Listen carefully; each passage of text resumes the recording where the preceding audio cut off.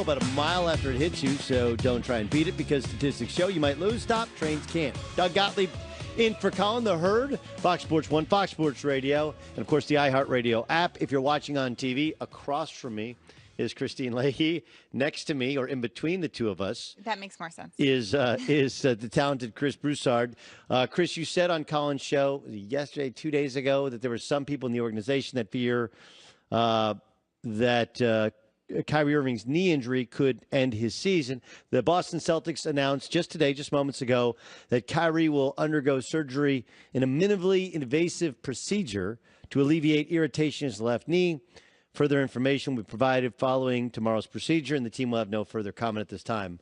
I'll tell you what that further comment's going to be. Everything went perfect, and he will recover as planned. Because no sports surgery has ever been botched ever before, ever. What's your reaction to the news? Well, I hope it's not season ending. I think right now everything's up in the air.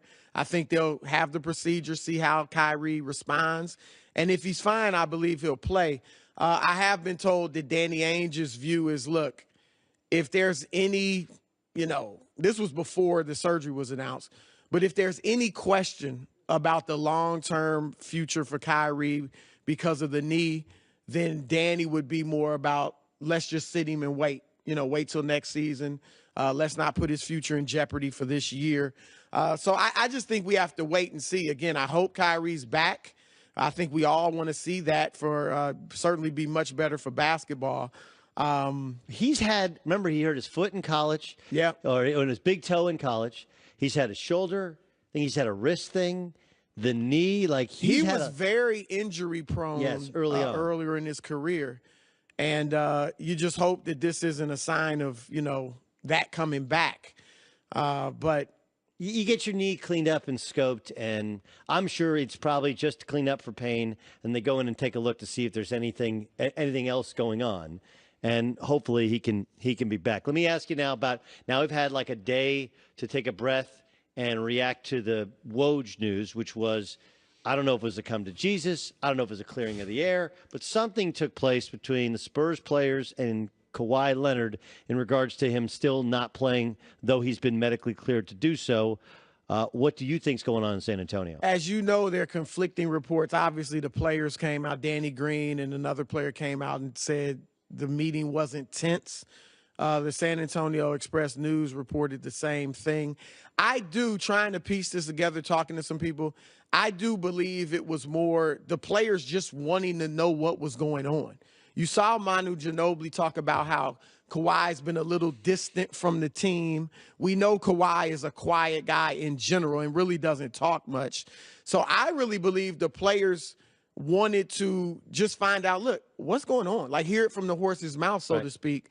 I don't think they were pressuring him.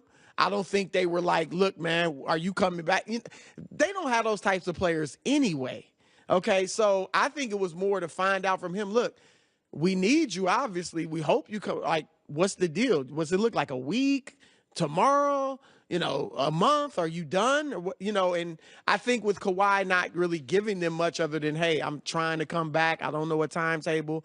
That I think that Manu Ginobili, I'd be interested in your take, but I personally don't think Manu took a shot at Kawhi. I don't either. Yeah, I think he was stating what athletes need to believe. Look, there's no Calvary coming to save us. We need to believe that it's us 12, and if Kawhi comes back, great. He basically did the Rick Pitino, right? That Kevin McHale's not walking through that door.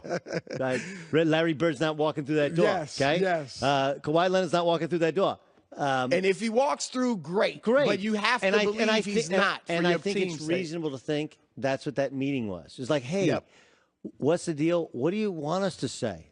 How can we say it so we don't make you look bad, but it doesn't make us look bad? And just so you know, we got your back, but you gotta talk to us. You gotta actually communicate with us because we want you to play.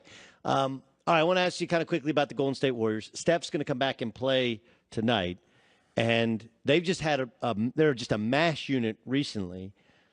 I've heard that the coaches are concerned. They think their team. Remember the clapper? Remember clap on, clap off, the clapper. Yep. Those guys think they're the clapper. They're just we're going in the playoffs and we're going to run through people.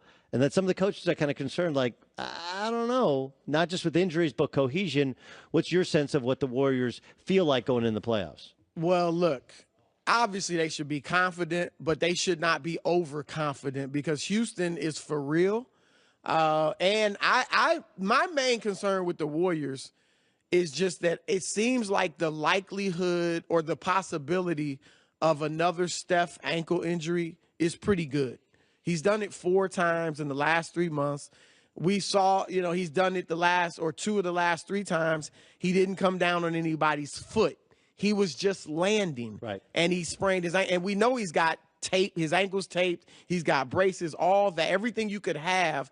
And his ankles are that weak. That's what scares me most. I'm not so much worried about Durant, Clay, or Draymond. But I just think without Steph, they'd be in big trouble. And it may not even be too serious where he has to sit out a long period of time. But if it makes him 75 or 80% of the Steph he really is, then that could be enough of a window for Houston to run through. Potentially. Now, remember, 2 years ago they did get to the finals and did lose in Game 7.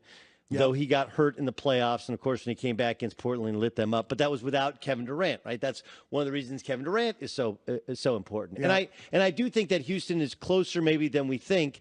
I'm just interested, does Houston even get there? They got to go through Oklahoma City or somebody before they, you got New Orleans looking difficult. There are potential pitfalls. The West should be really good. If I had to pick a third team behind Golden State and Houston, I would pick OKC. If I were, where are you on Toronto? I think they are very good. I mean, very good. Obviously, their depth is pretty incredible.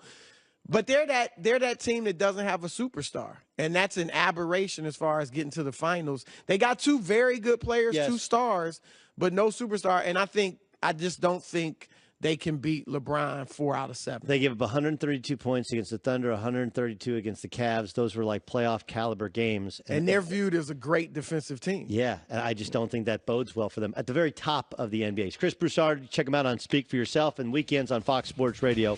The most interesting pick in the NFL draft is not the number 1 pick. It's the number 2 pick. Tell you why it's so interesting and why it shapes the entire draft. Next, In the Herd. How are you doing today?